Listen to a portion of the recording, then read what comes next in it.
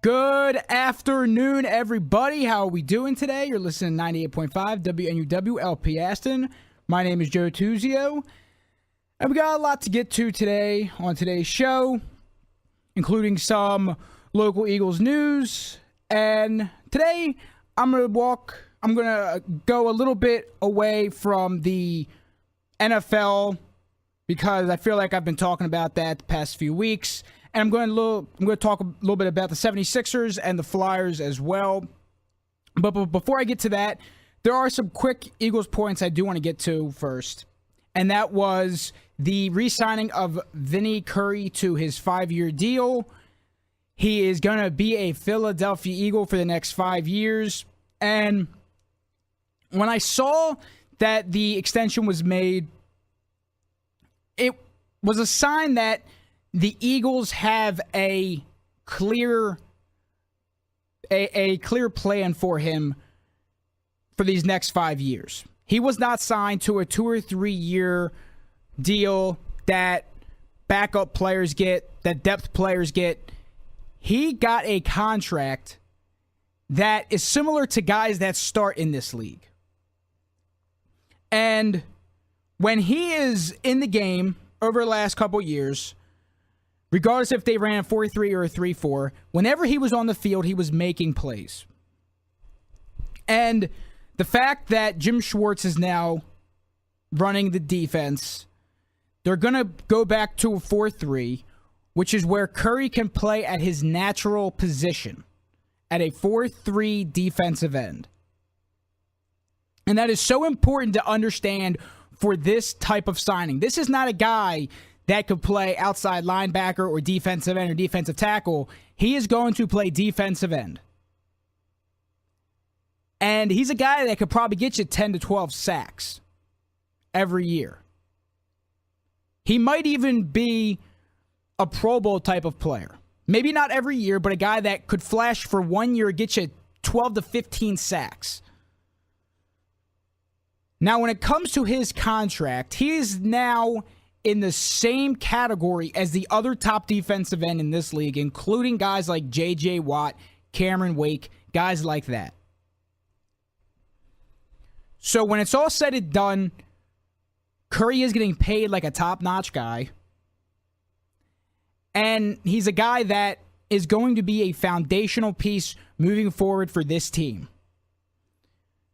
But another reason why this move is so big is because it affects the entire, it affects the game plan of what the Eagles plan to do in this free agency and in this draft.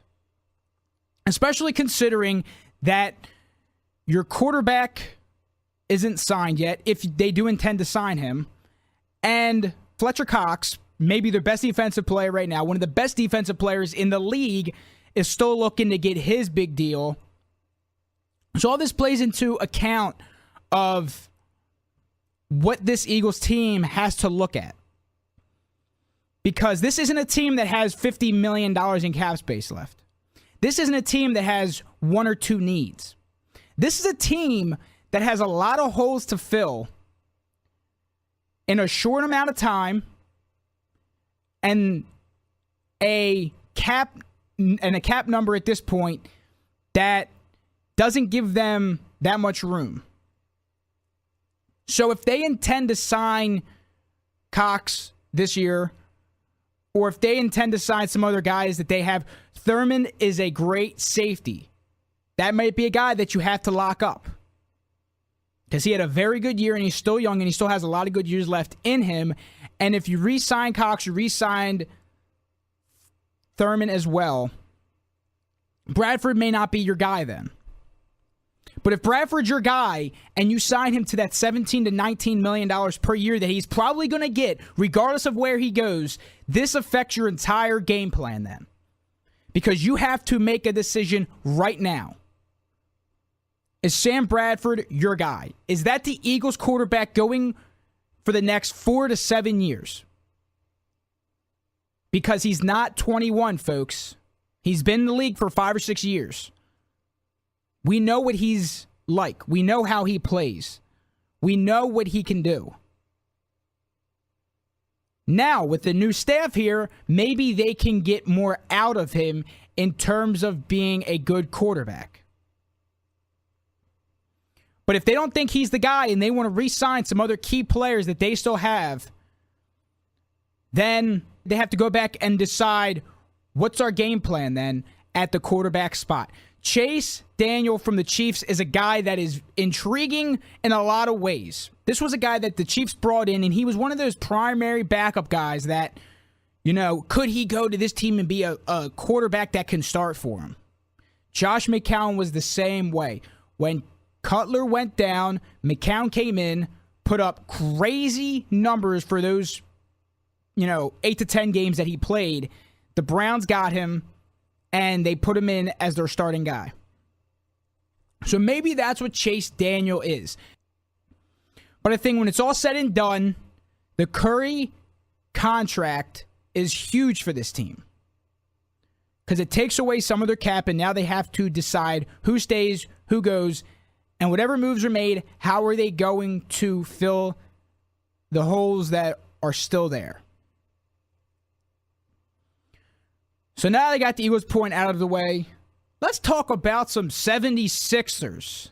Yes, the 76ers that over the last month or so have quietly played pretty well. Regardless if they've won games, they are showing signs that they can compete with some really good teams. And for some reason, Ish Smith looks the part of a starting caliber point guard and plays like it every single game. And just the energy that he brings to this team is huge. Because before he came here, this team did not look good at all. And I'm not saying I expected him to win 30 games, but you have another top 3 pick. Noel's still here. Grant's still here. You got some guys that can still make plays. But the team did not look like they were prepared to go out and compete every single night. And when Ish Smith came in, he flipped the script. And he showed that they can compete. When they played Golden State, I said there's no way they're going to come back. They were down by 10 plus points. They scored. They were coming within 6 or 8 points. I said there's no way it's going to happen. Guess what? They tied that game up. It came off to a last-second game-winning shot. Harrison Barnes won the game for him with a last-second shot. The Golden State Warriors, a team that some thought could be on pace to get the most wins in a single year. It's insane how they are playing with these kind of teams. Now, they played the Hawks. They lost by 20-plus points. But regardless of if they win games or if they lose games, they are showing signs of improvement every single week. And they're young players. They're going to get time to develop and mature and work with each other for many years.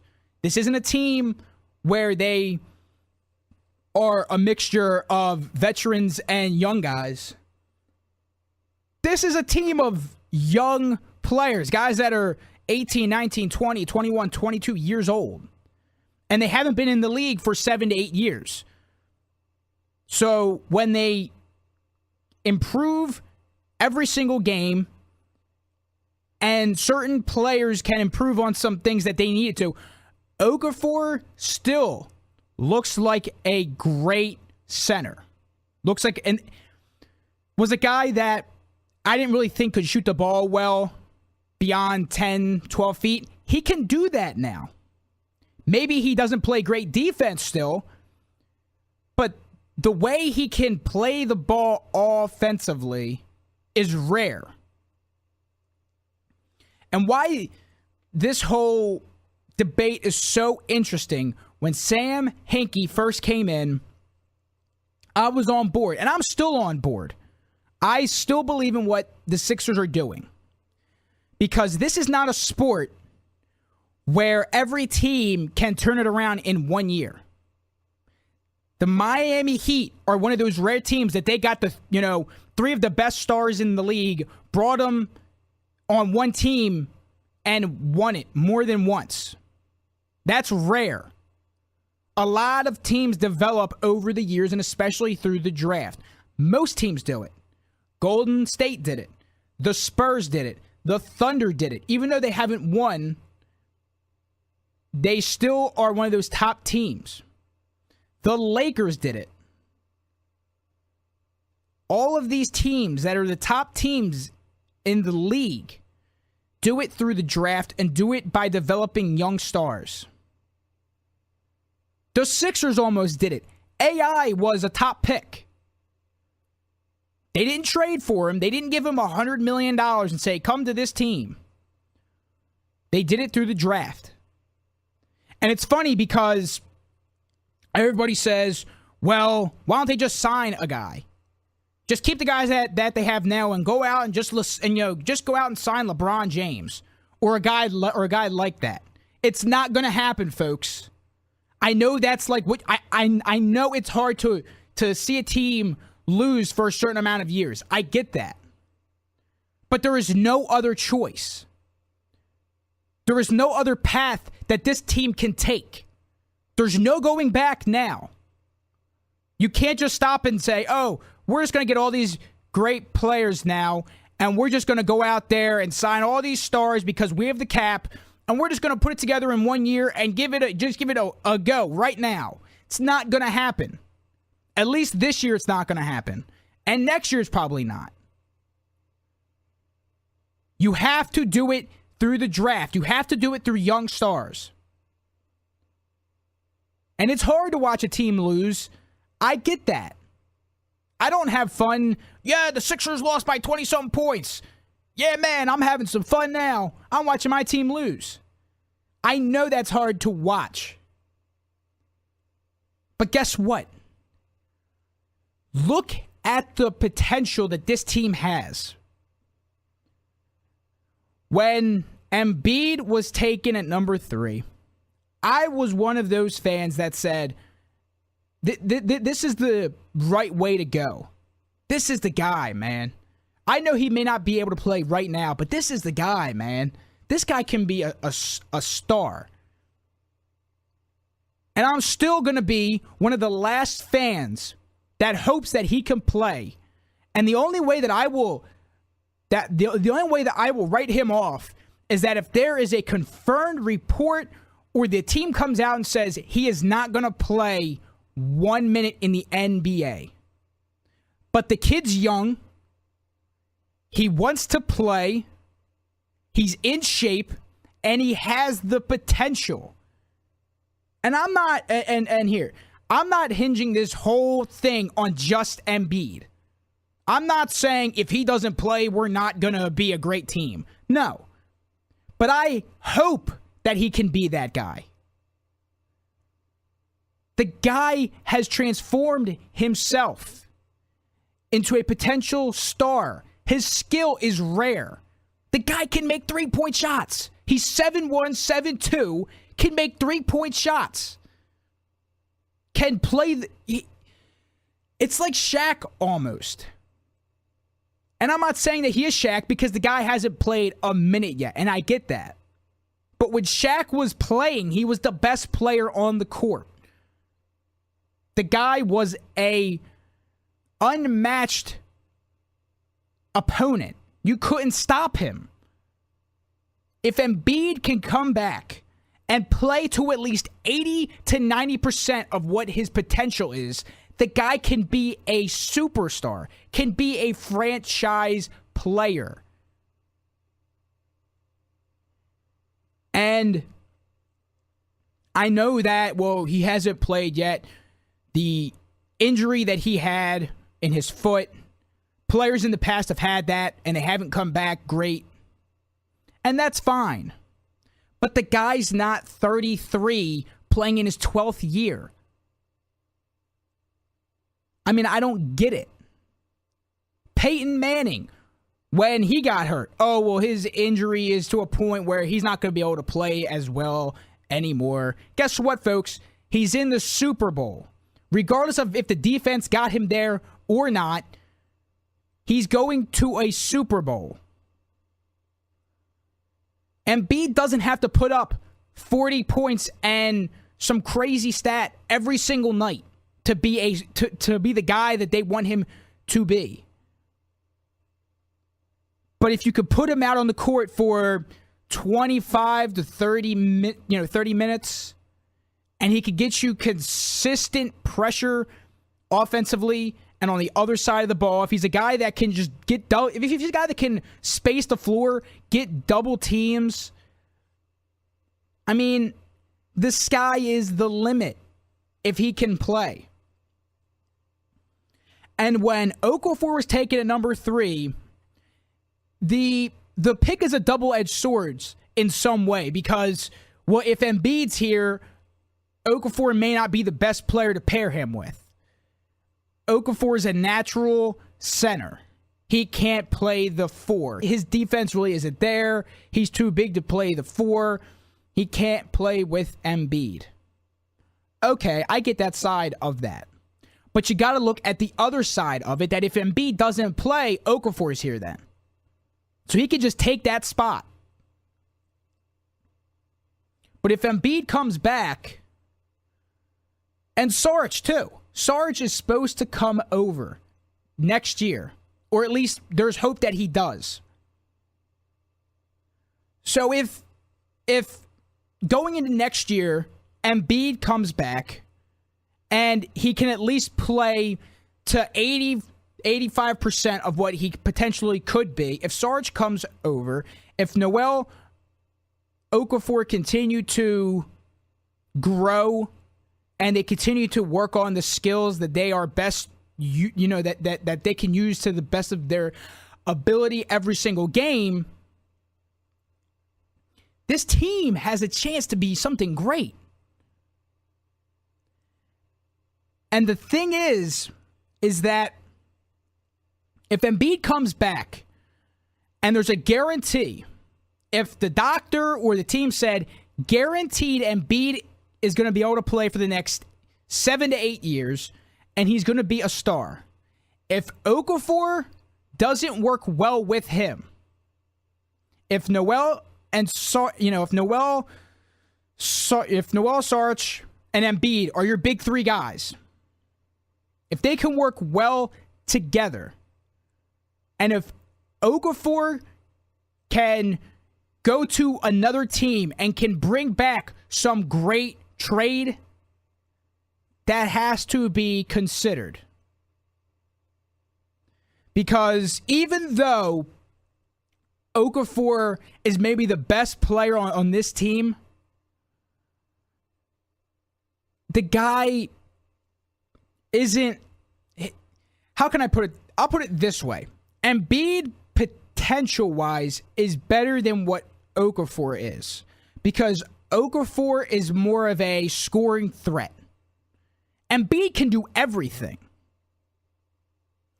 So, I mean, my dream pairing, I would love to see Embiid and Okafor on the court at the same time, starting. I don't know if that works out best, though. I think if Noel goes out there with Embiid and they just are a shutdown pair, then that's maybe what has to happen next year. Because when Noel was thrust into the 4 spot this year, he did not look comfortable. But when he came into the game as a center, which he's played for the majority of his life, with Ish Smith out there, the guy looks the part of that of that number 1 pick that he could have been.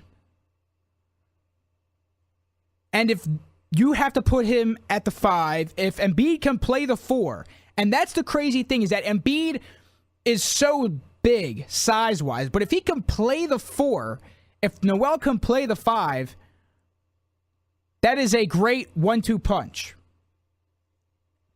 And I haven't even brought up the draft, folks. We got some great talent already on this team that hasn't even played yet.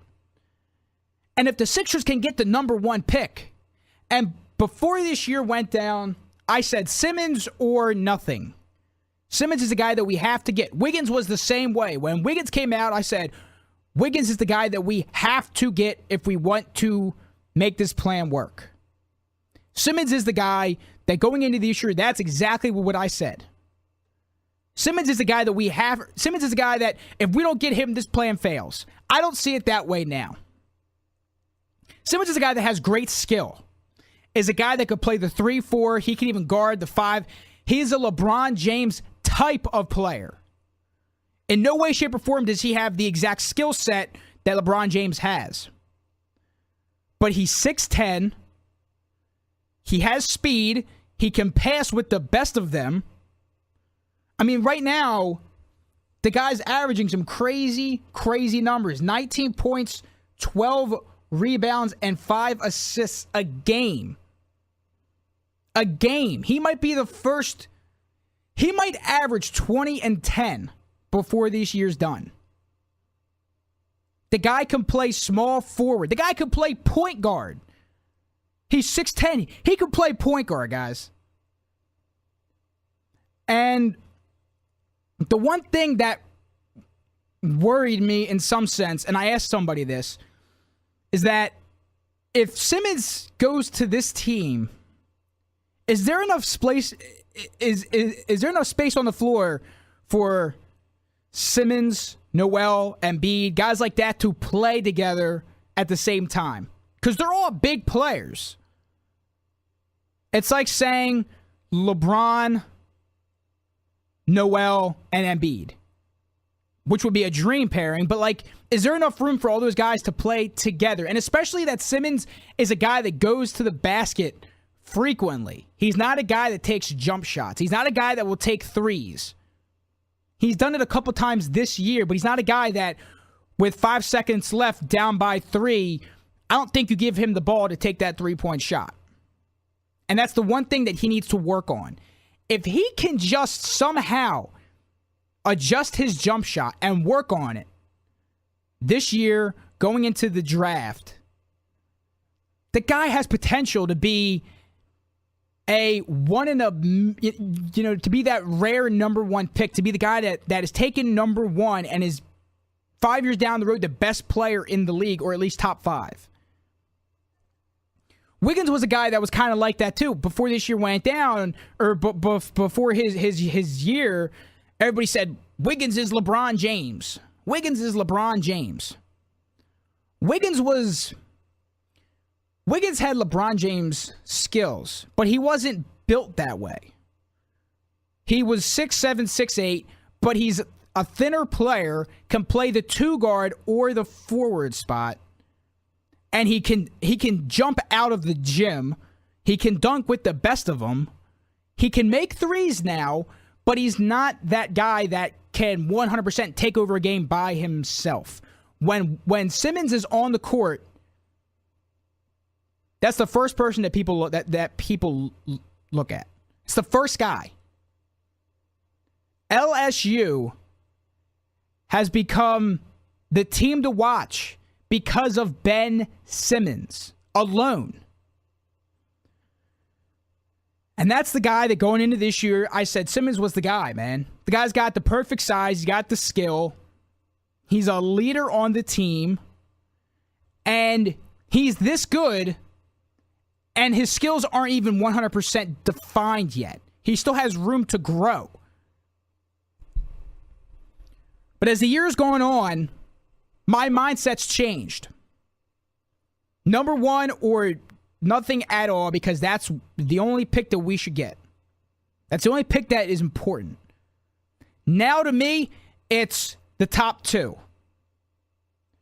Brandon Ingram has slowly cemented himself as a top 2 pick in this draft. Before this year went down, Ingram was like that borderline top 5 guy. He could go in the top 5, but other guys were there. Now, it's a 2-horse race, folks. Ingram, to some people, may even be the number 1 pick because the way he shoots the ball. Because of his range. The guy's 6'9", his wingspan is unreal. He can bulk up some, but his shot is there already. And that's like one thing that a lot of players, some people say is that, well, this guy is really good talent, but his shot's really not there yet. Ingram's shot is there. Parker coming out last year from Duke, or 2 years ago from Duke, was that same guy. That he has that shot. That shot's already there. Ingram's the same way. And in some ways, Ingram may be a better fit for this team because of the way he can shoot. Embiid, Noel out on the court can open up space for Ingram to shoot threes, for Ingram to take jump shots. If Ingram, I'll even go this far. Honestly, I will go this far. If Ingram was Ben Simmons' size, Ingram would probably be the number one pick. And that's a reach at this point because Simmons is an unreal talent. But this isn't a number one pick or bust draft now. And before this year started, this was a draft that was seen as being very, very good in terms of the top 10 picks.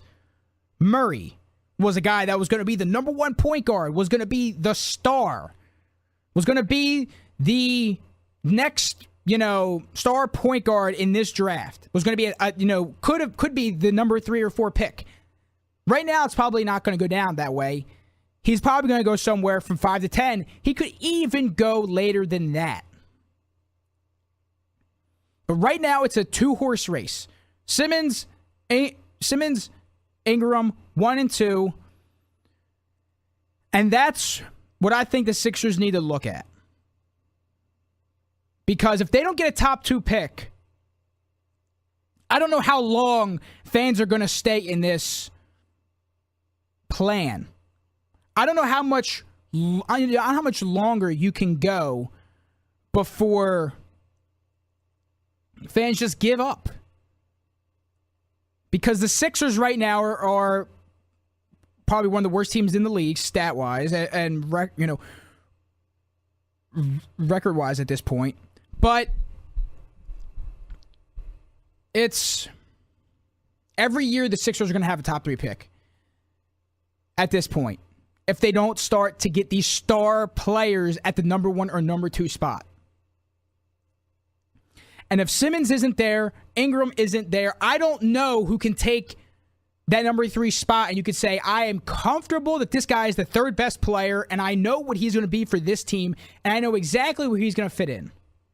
Because I don't see a point guard in this draft that is going to be the star best point guard, without a doubt, number 3 pick. And a center, for sure, is not going to be the pick, regardless of where they pick. I don't care if they pick 10th. Center should not be that pick.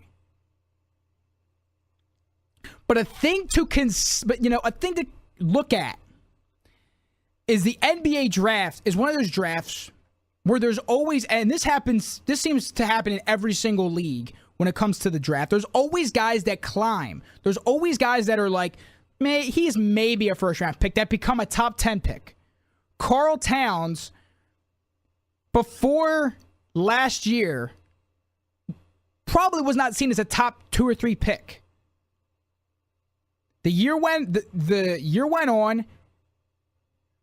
He showed the skills that he has, and he shows that he can be a top player in this league, and he wound up going number 1. So maybe there's a guy the second half of this year that comes out and is a star and could be the number 3 pick. Maybe next year, because right now, I don't know if there's any 2017 draft picks. And I know it's, this year's not even done with. I know, but I'm just looking ahead.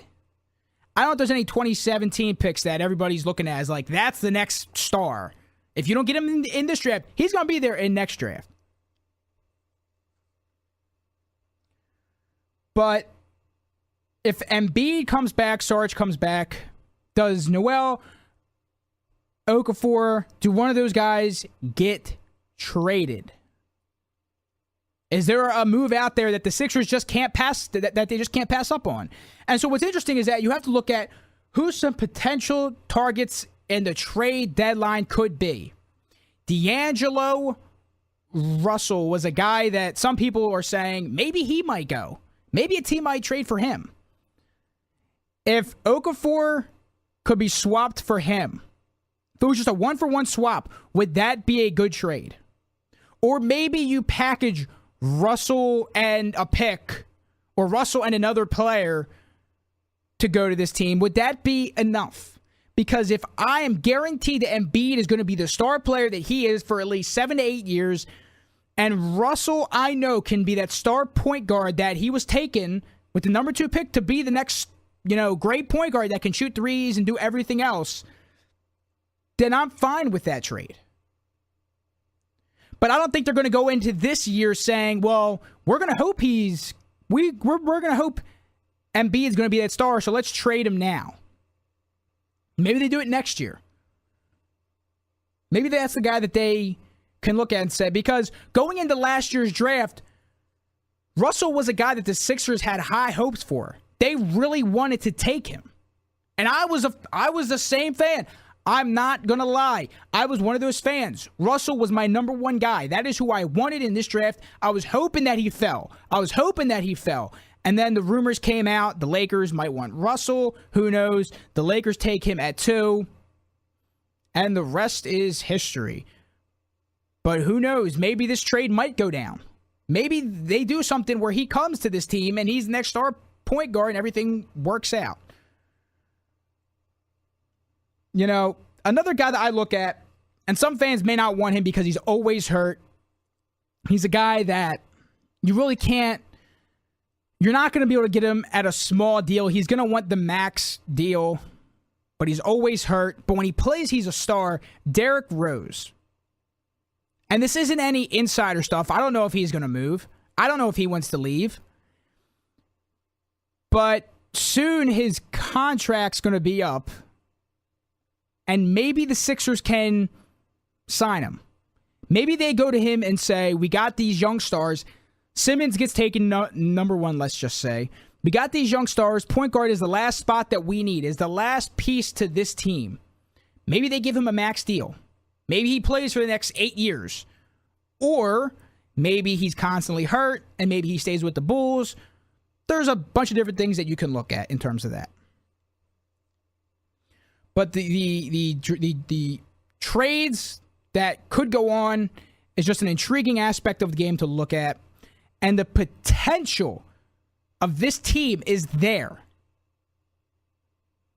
We just have to see we just have to hope that it works out.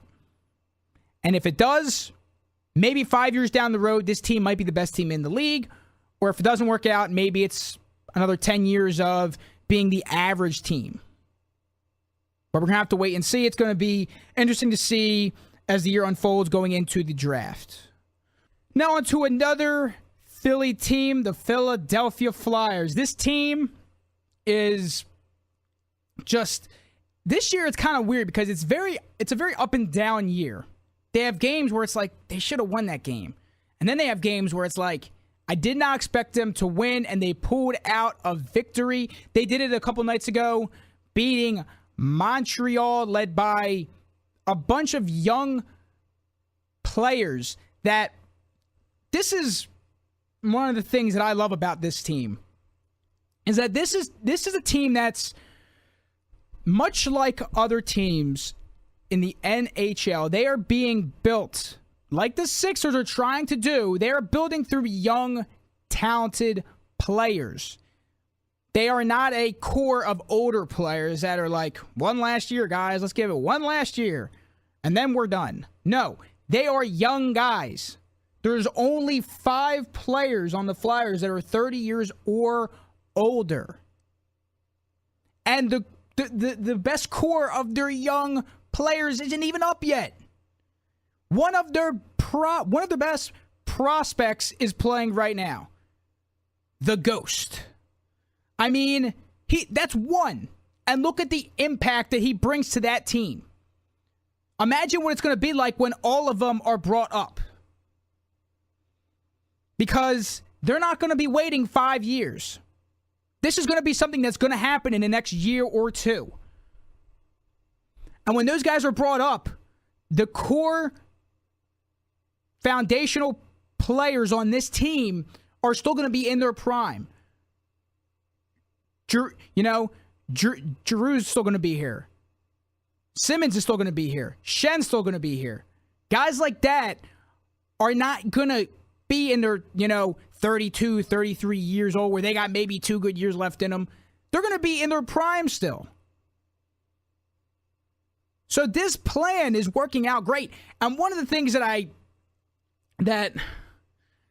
just annoys me, there's 2 things that really just get at me. That really just, I scratch my head because I wonder why these points are always brought up. And one is the first thing that really just ticks me off is that Mason isn't the guy. Mason isn't a good goalie. Really? At times, the guy stands on his head for that team.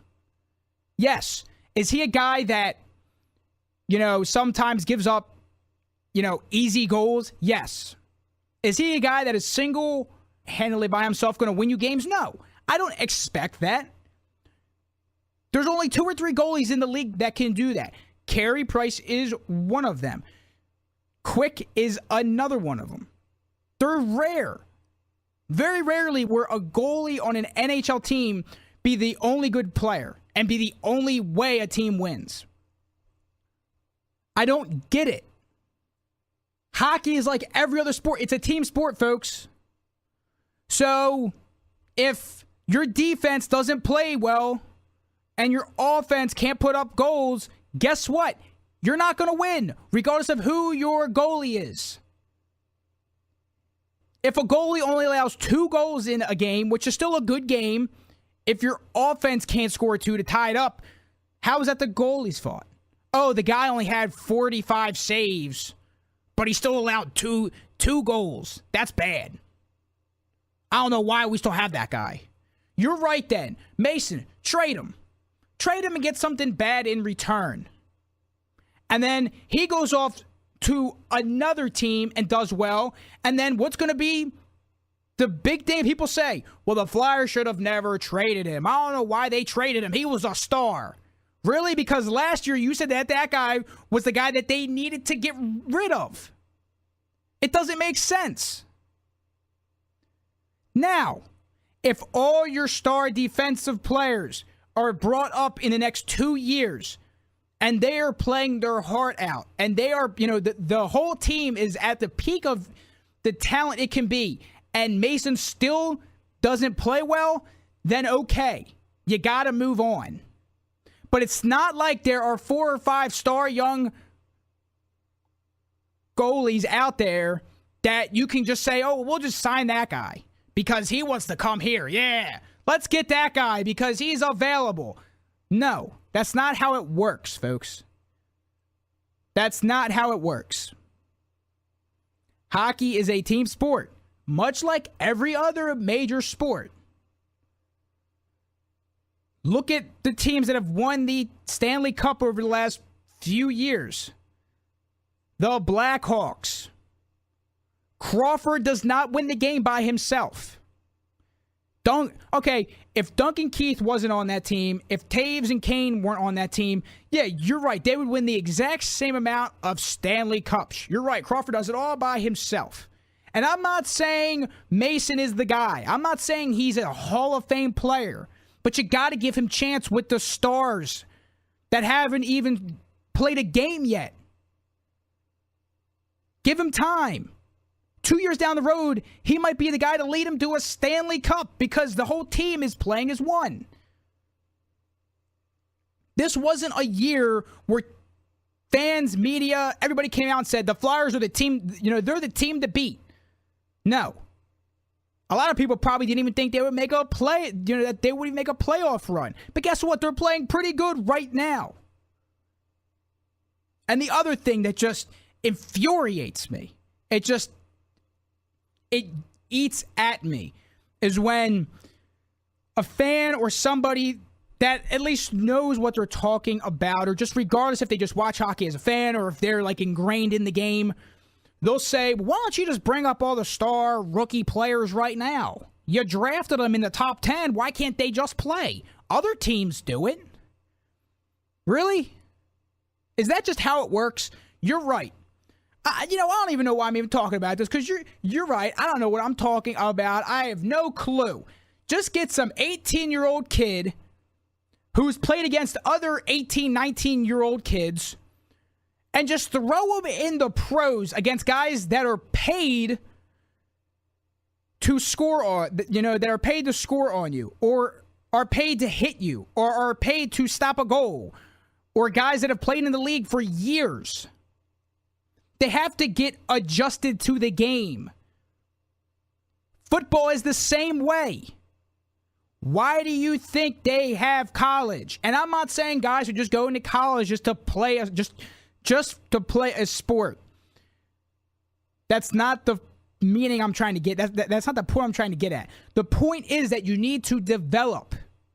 You need to get time. Moran was a guy that when he was taken, Chris Pronger 2.0, that guy's a star. Really? Okay, because he's playing with the Phantoms, I believe, right now. He doesn't look like the part of a guy that's going to be the best player in the league. I don't think he has 30 points. I don't think he's brought up right now. You got to give him time. Maybe 2 years down the road, he might be that guy. But you can't bring him up right now.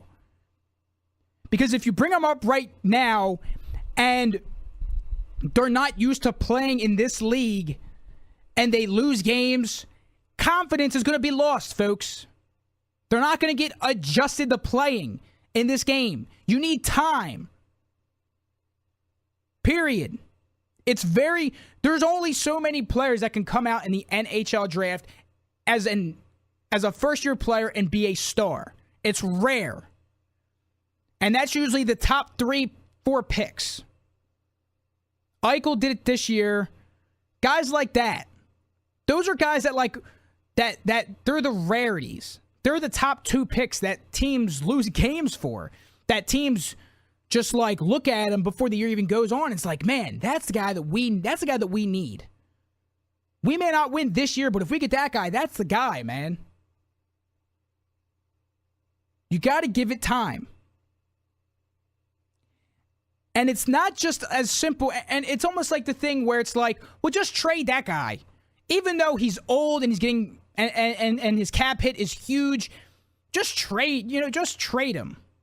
A team's not going to take on a guy like that.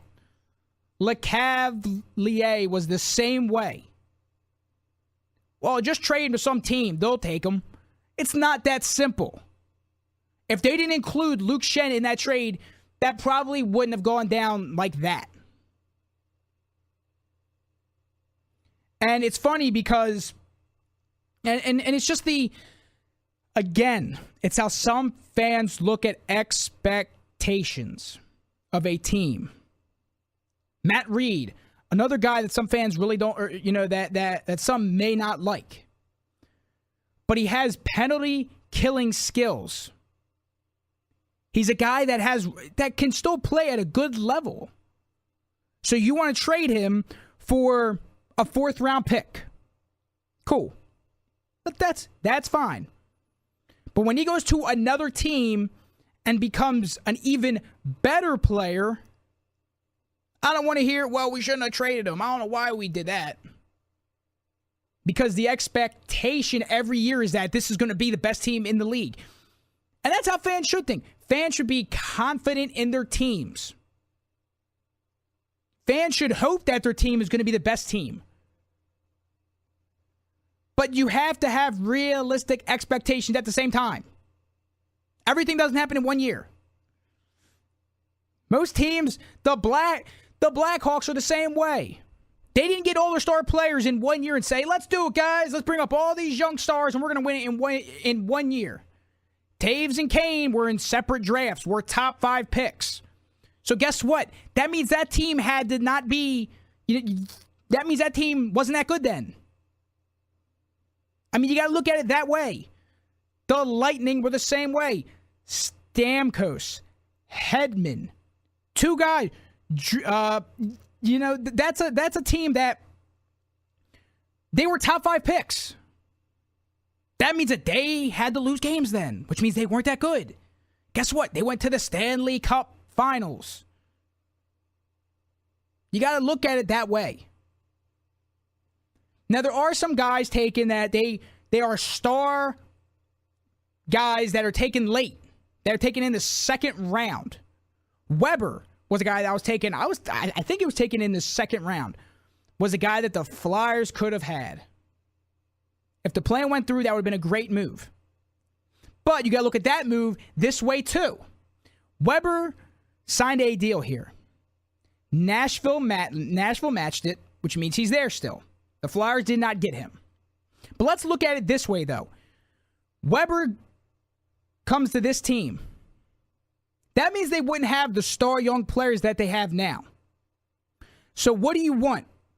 3 to 4 or even 5 rookies that are young, that are growing into great players, or Weber on a multi-year deal who isn't, who's not young.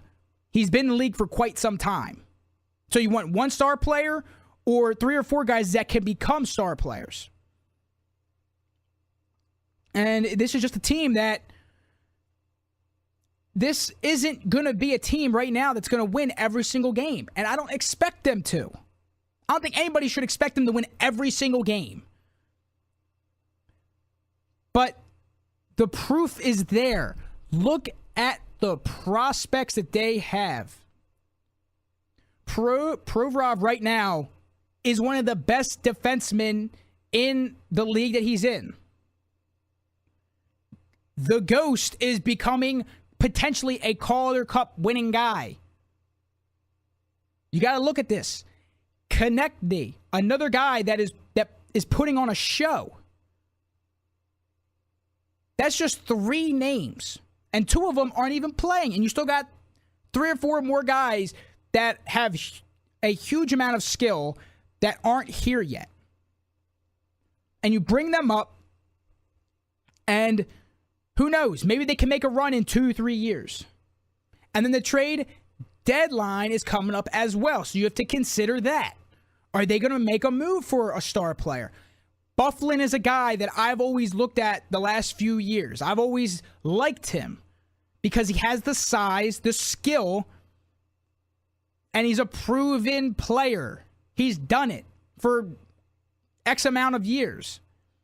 Now, if we have to give up a star young player, give up Shen or this or that or Ghost, I'm not going to probably do that then. But if you can get him on a decent deal and have him for the next 4 or 5 years, that even adds to this team. They need a scoring top-notch winger as well. Simmons is a guy that's playing great. Voracek has revitalized his career playing at the left wing spot. But they don't have a guy that's going to score, 30, 40 goals. Perry is one of those guys. Ovechkin is one of those guys. The guys that they're going to at least get 30-plus goals. The Flyers don't have that at this point. So maybe they trade for that. I don't know if anybody's really out there that they can that has that skill set that the Flyers could trade for. But you have to consider all options. And those are the 2 things that just really get at me. You got to give it time. And I keep saying that. I say that in all of my shows. You got to give it time. Because that's what this is about. The big 4 teams in this city right now. The Eagles, Sixers, Flyers, Phillies even. You got to give them time. These aren't teams that are built right now to win every single game. These aren't teams that, we know that, the Eagles are going to have a bad year.